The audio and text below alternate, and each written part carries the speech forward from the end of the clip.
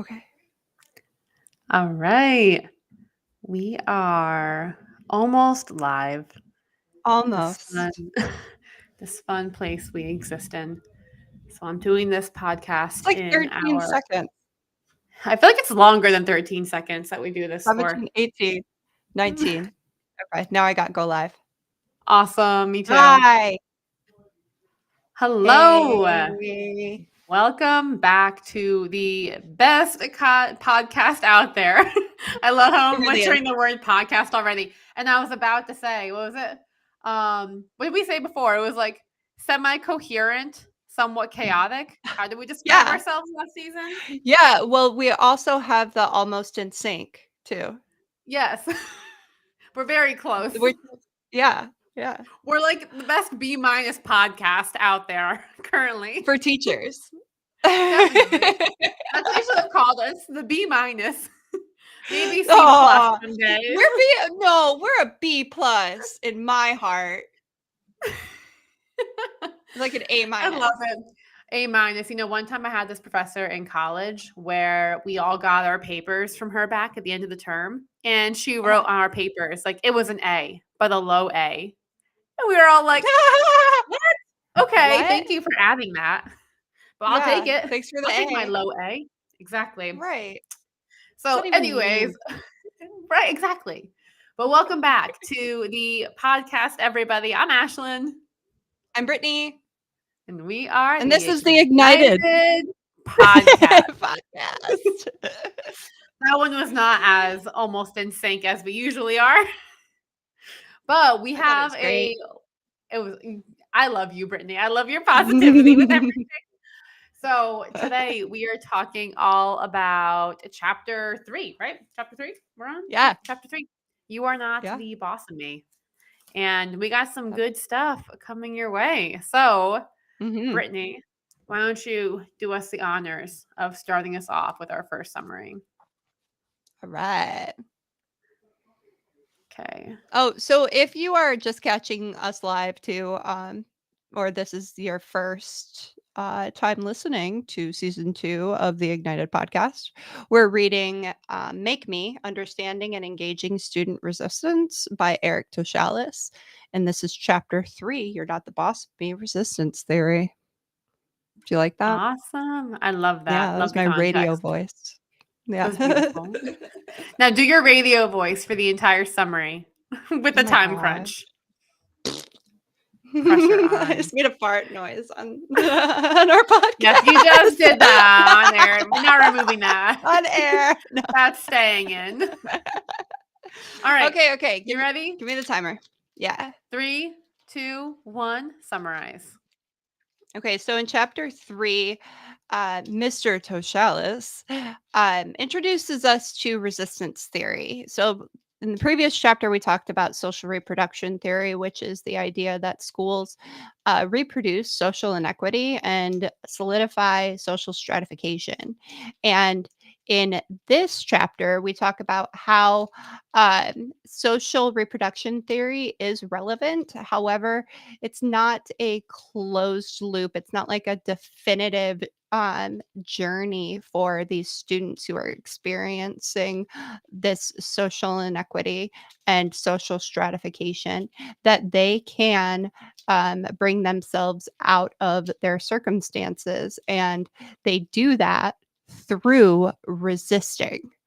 And resistance, although it can be frustrating, it is absolutely developmentally appropriate, and it is absolutely and totally necessary for some schools that are so inequitable and force students to comply and deviate away from what their cultural norms are.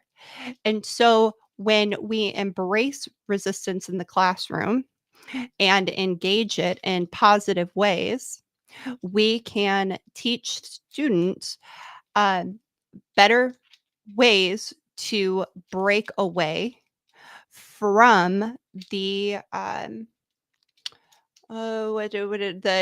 the place that they find themselves in, that it keeps them stuck in their social sphere, in their situation.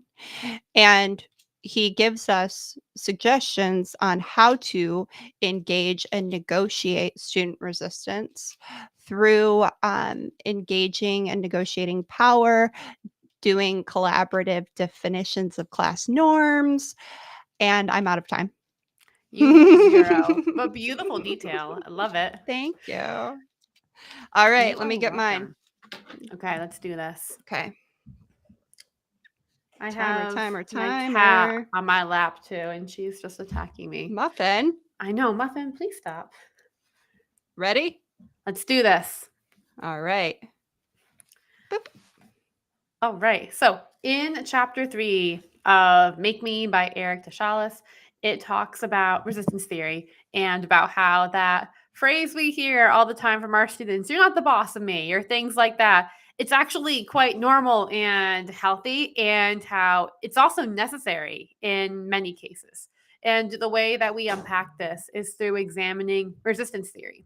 And this, kind of in a nutshell, is where kids use resistance to pull them out of their circumstances. And in this chapter, we end up diving into why this happens, why it works.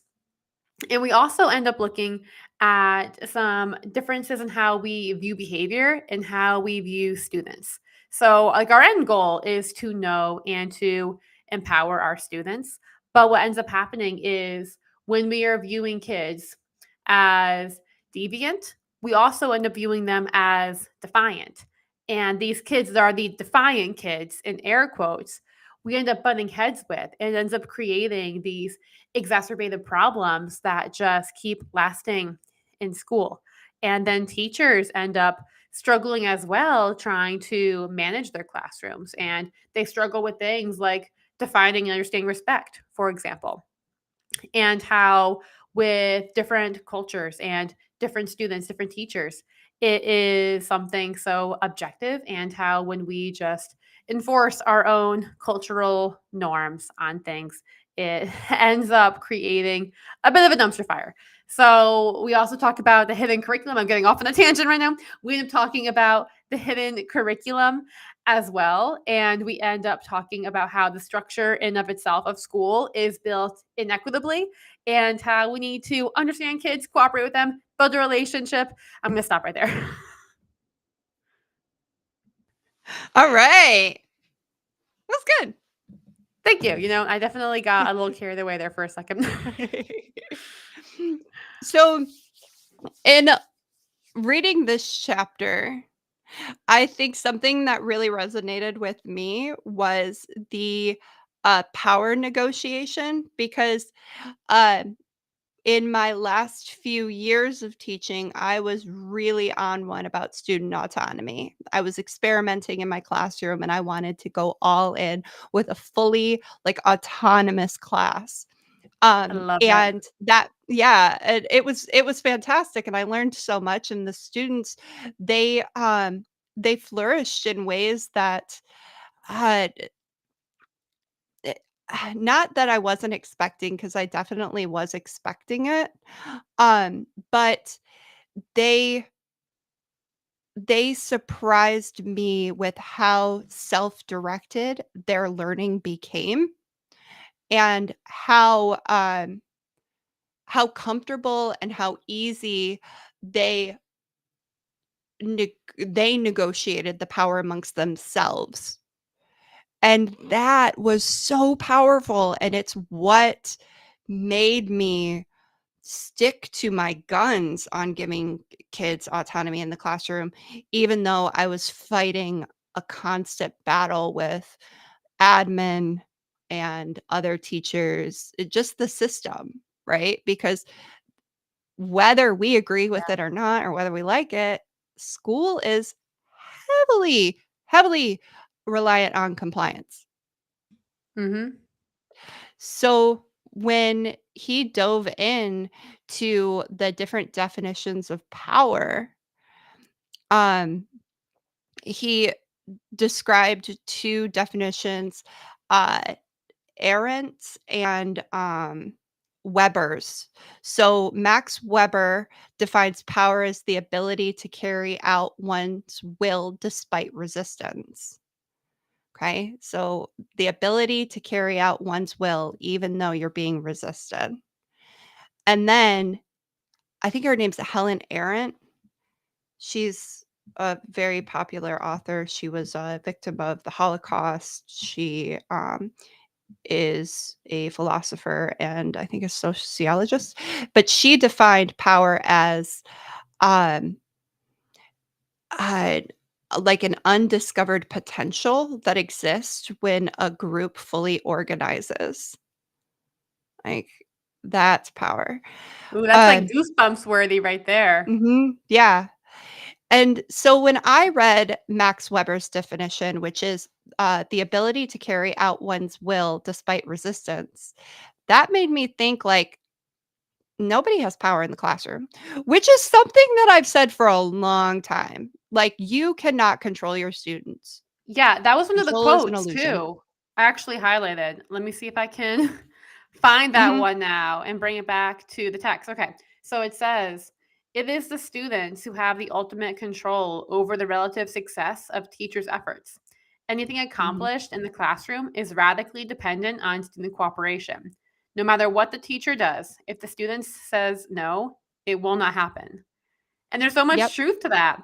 So like the yep. more we keep like fighting this power struggle battle, like Mhm.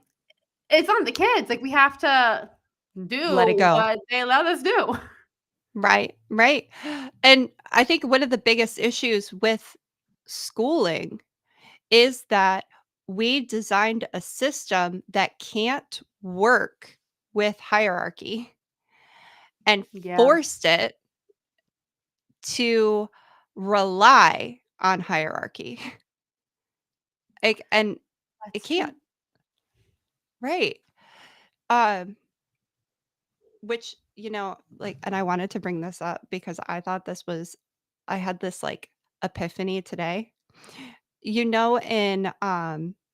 the different teacher evaluation frameworks, Uh-huh. the rubrics, right? Yeah. There's always a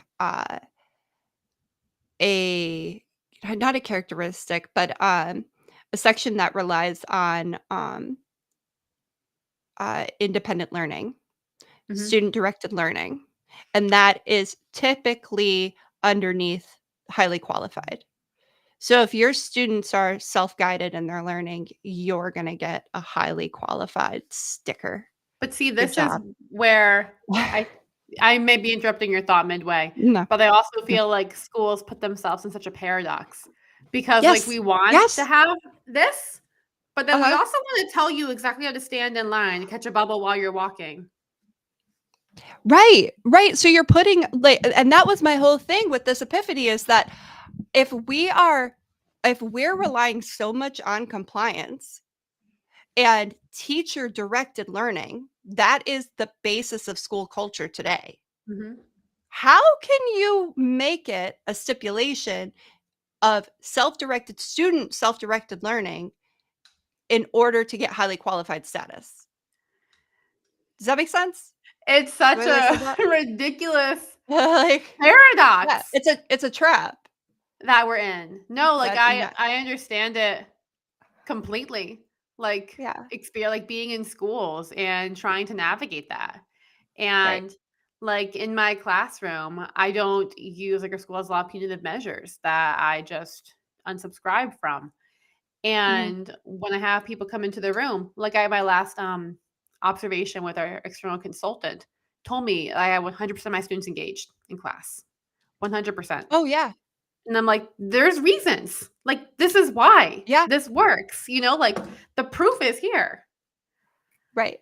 It's Uh, it's so interesting. I also had a little story too that I wanted to share that's mhm, very random, but just talks about like yeah, control in schools.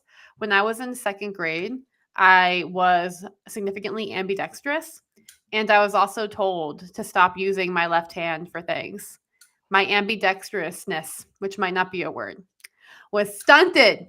I'm still like I can write with both hands. Like on the whiteboard, when I get tired, I switch and I use my left hand instead of my right hand. So my party tricks. I can also sing the alphabet yeah. backwards.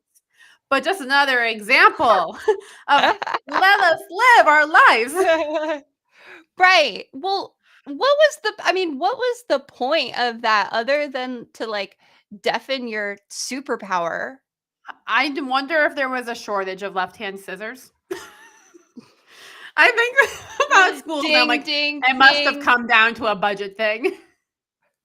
It's always about money. Oh, okay. Anyways, what's another quote? What's Whatever. another quote we got? I've got so many. Okay, so, I know this Google Doc is full. okay. Yeah, well, we're at 15 minutes, so I'm not gonna go into my ending quotes, but, so let's talk about the hidden curriculum because that was a really good section. So, hidden curriculum is a idea by, I believe he's French philosopher, educational psychologist. I'm not 100% sure what he did in the world, but That's such a he great Henry opening. Guru. Oh my Thank gosh. Hold on, I found it. And this is perfect timing too because I never find quotes in the book when I need them, and I just found it. Henry Guru. He is an educational philosopher. Isn't that what I The said? words you said where I don't know what he Yeah. does in this world. Henry, we retract that. Henri, We know you're probably. making great contributions. Ah, Oh, this oh, episode's Henry, great. I'm sorry. Okay, Keep so it going. Keep it listen. going. Right. So he's an educational philosopher. And he asserts that resistance must be situated in a perspective that takes the notion of emancipation as its guiding interest. And that is a bunch of fancy words to say that we have to look at resistance as a way for students to get out of the circumstances that they're in. And there are like legitimate reasons for students to be resisting. One of those reasons is what he calls the hidden curriculum. So, the hidden curriculum is composed of unstated norms, values, and beliefs embedded in schools and transmitted to students.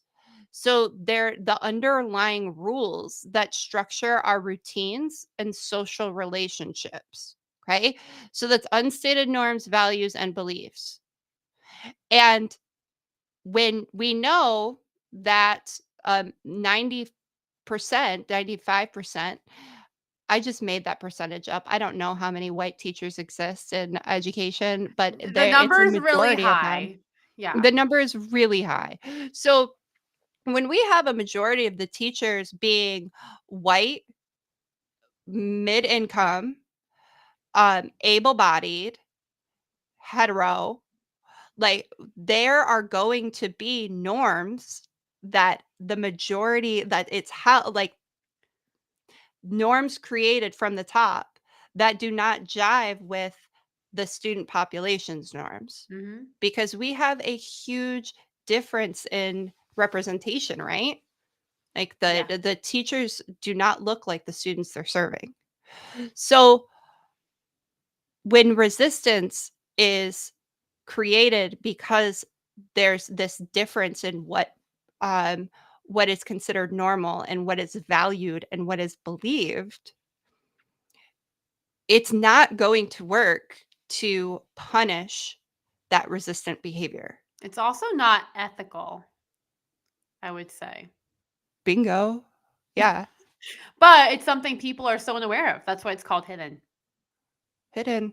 Yes. Yeah. That's why we're bringing it to you live on Instagram Right. Another in our great book that podcast. talks about another great book too is These Kids Are Out of Control. And that goes over like crazy Mm, data points. And that's where you can find a lot of those numbers in there. I forget who that mhm, one's written by, but you can find it, These Kids Are Out of Control online.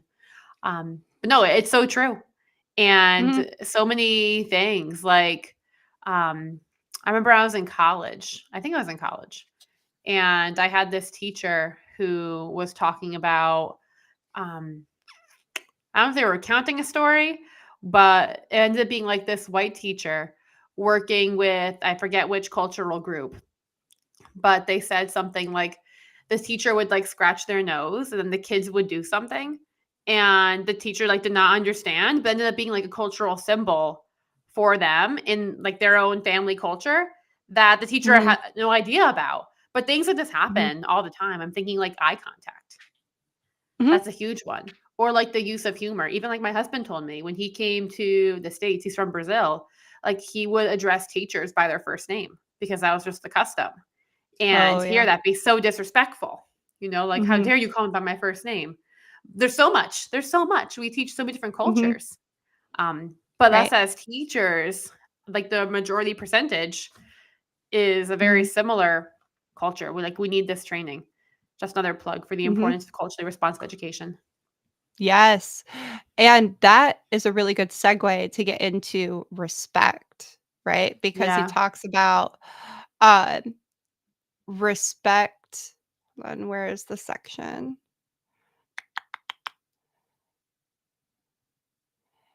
Defining respect because it can be so, so subjective according to who's defining it, the context that it's in.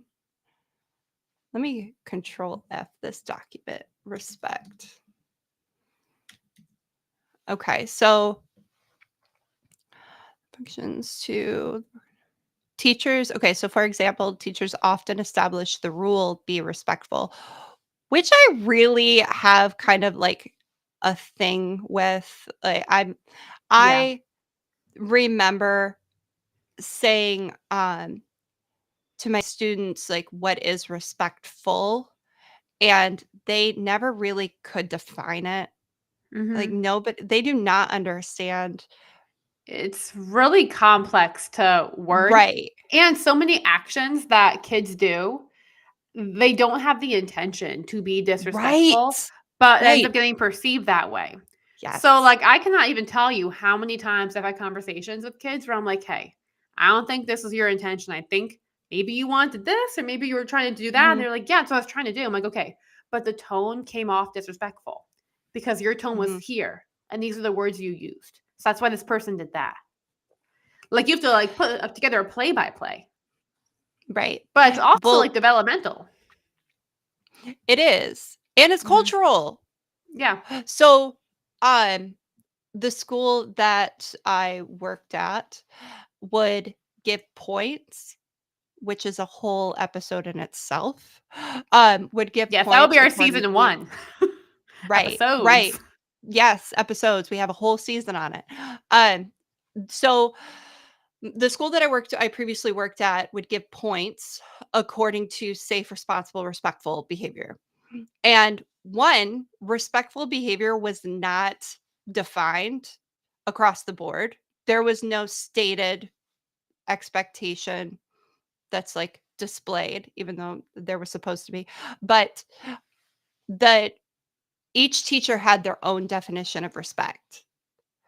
And some teachers would completely zero out kids for blurting. It's disrespectful. They're Yeah, blurting, but there is no intention of being disrespectful. What does exactly. disrespectful mean? That And we needs all to have our be own a discussion. triggers. Right, right. Yeah. I S remember thinking about that too, teaching, because, like, I am less triggered by a kid being in my face and telling me, like, "I effing hate you," Mhm. than, like, laughter, like, when I'm trying to give a direction or something like that.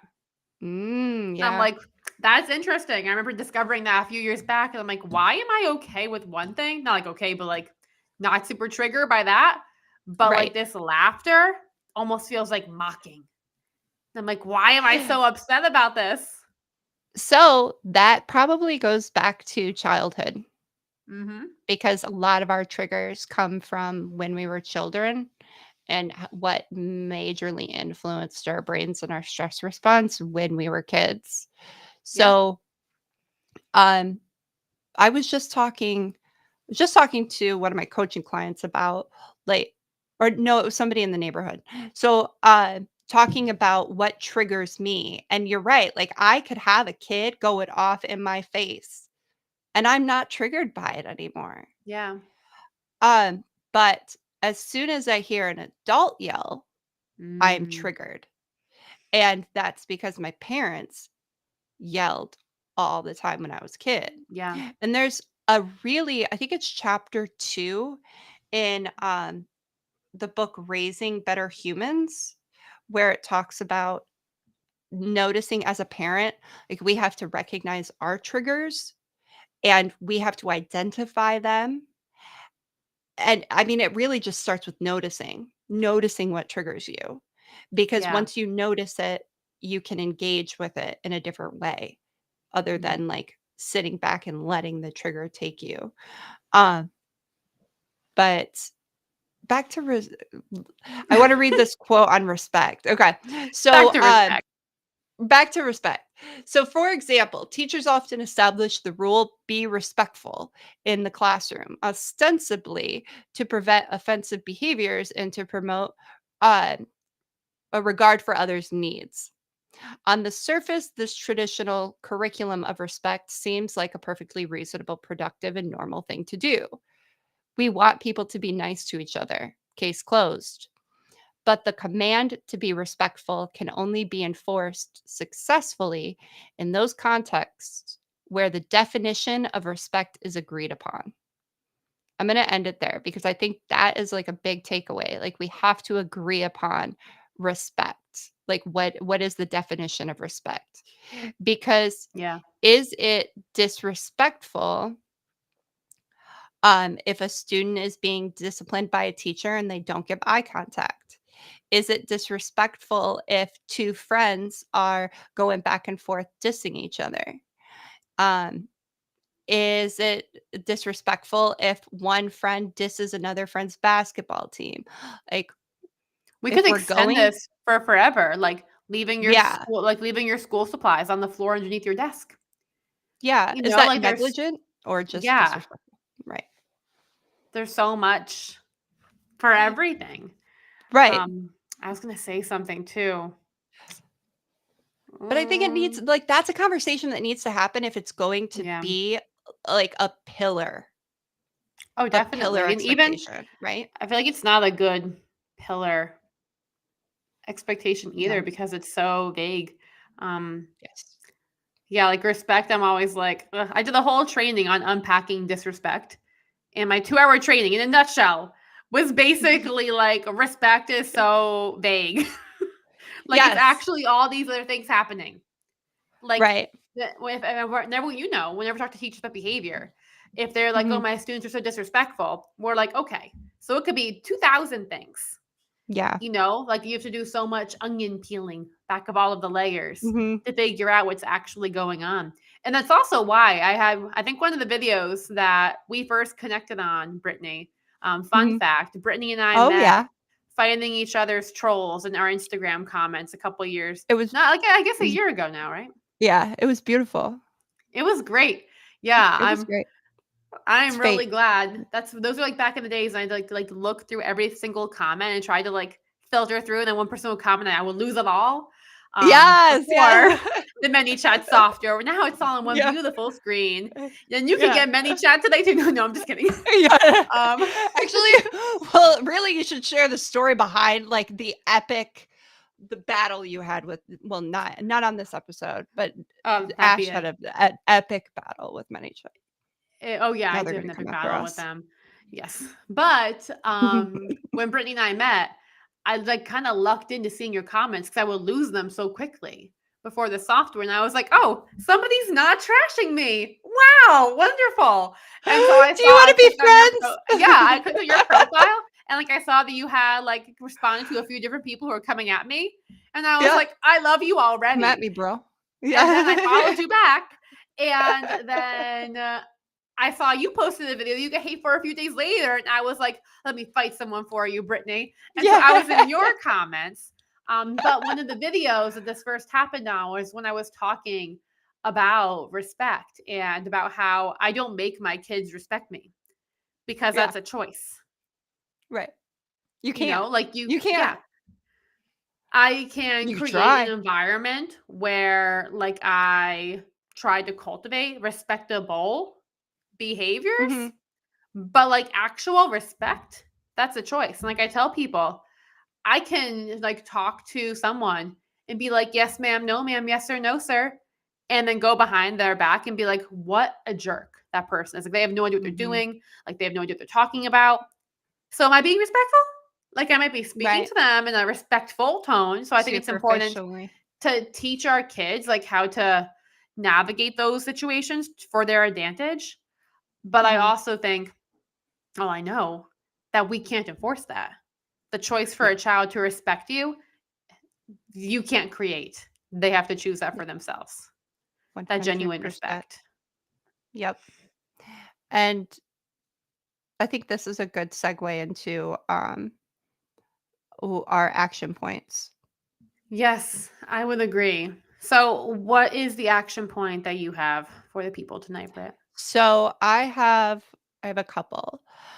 When you're facing student resistance in the classroom, um, there are a few things that I always suggest, and that is discussions, co-developing your norms, boundaries, expectations with students, and doing that through discussions. And mm, I have more than 3. Now I'm trying to, like okay, so I'm gonna do these 2 definitely. Co-develop your class norms with your kids. That way they have a say, they have agency, and also you're going to learn a lot about your students and how they define respect. Because it's just as important, for you to understand their definition of respect as it is for them to understand your definition of respect. Then, um, have a lot of discussion with your kids. Have a lot of discussions. Host class discussions.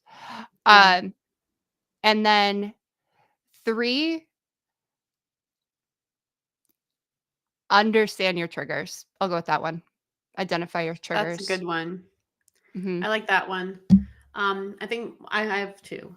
One of mine is like a personal one as well, where I would say to not take the resistance personally.